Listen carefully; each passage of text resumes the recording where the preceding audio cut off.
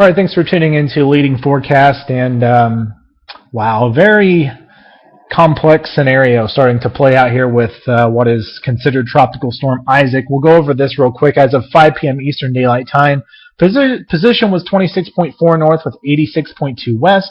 Maximum winds were at 70 miles per hour with wind gusts to 85. Movement is northwest at 11 miles per hour.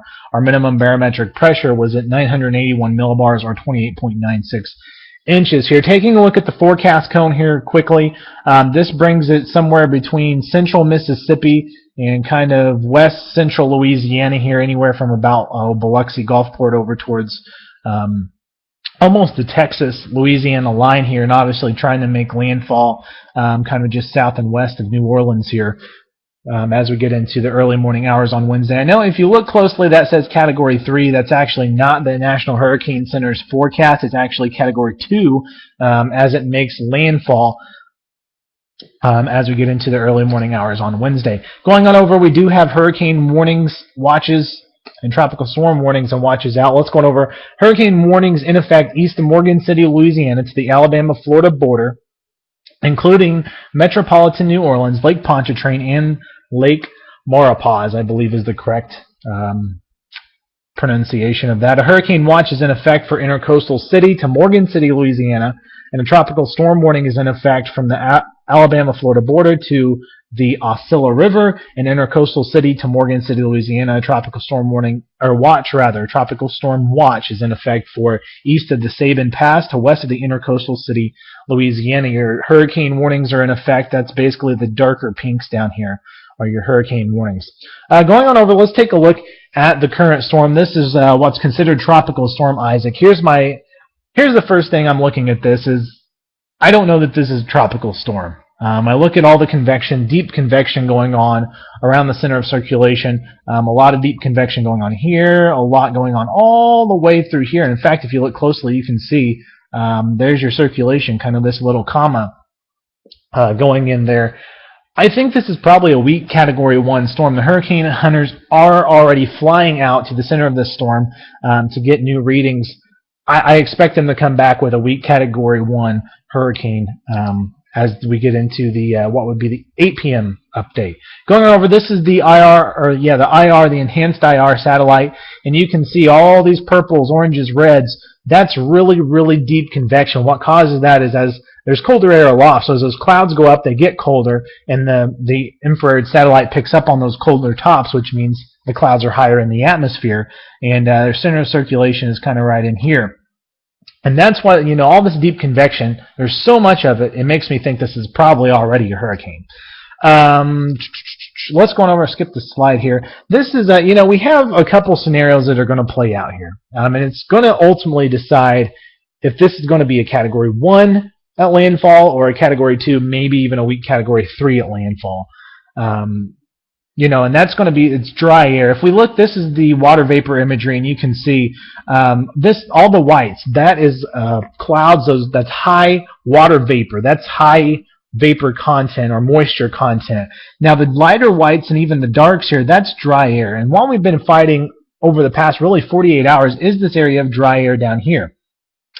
And the storm has been doing a really good job of keeping the dry air out of the main storm. And right now on the forecast discussion, if you look at the National Hurricane Center, that's their biggest concern, is how much of this dry air is going to get fed into the storm and how far into the storm is going to get. If it makes it to the eye, it does have the potential to, I don't want to say destroy the storm, but it weakens the storm greatly.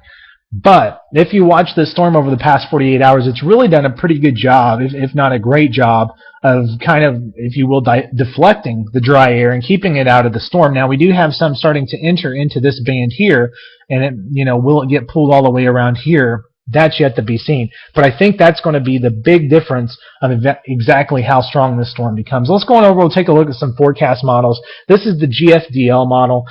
This brings it in over towards the Morgan City, Louisiana area as a Category 3, a strong Category 3 storm with 128 mile per hour sustained winds, as you can see there.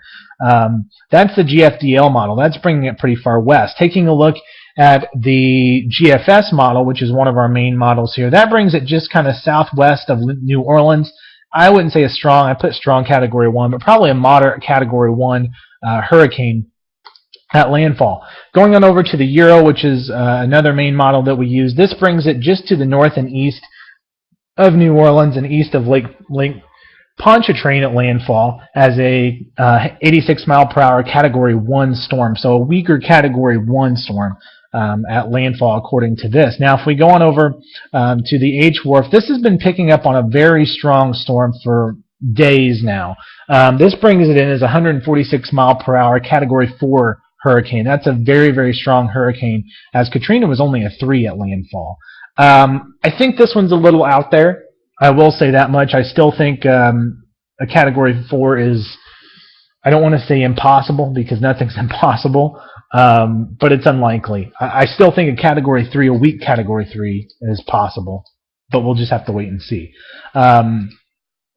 So, you know, like I said, the big thing's going to depend on this dry air down here, how much it works into the storm and how much the storm keeps out. You know, it's really kind of scary to sit here and think that we're 24 to 36 hours out from somebody being impacted directly by this storm. And while we have a general consensus of where it's going to hit, we don't have really a general consensus of how strong it's going to be by any of the forecast models. So, you know, this aircraft, or the Hurricane Hunter aircraft going out there and getting some readings, this is going to shed a lot of new light on the situation, I think.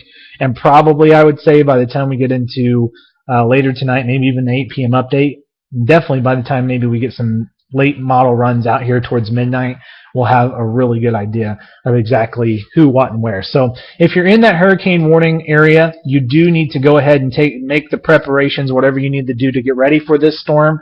If you're thinking about evacuation, your thinking point and your doing point is coming very, very close here to overlapping. You're almost out of time here. If you are thinking about evacuations, you do need to go ahead and evacuate if you feel that's what you need to do here relatively quickly. I would probably say within the next 4 to 5 hours, because the worst scenario is you leave your house and you get directly impacted by this storm, regardless of what it is, and you're stuck on the highway in your car with rain and storm surge and high winds and stuff like that.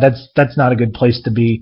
And so, anyways, that's all I have. We're going to have updates on Twitter, on our Facebook, and everything. Thanks for tuning in. Damn it.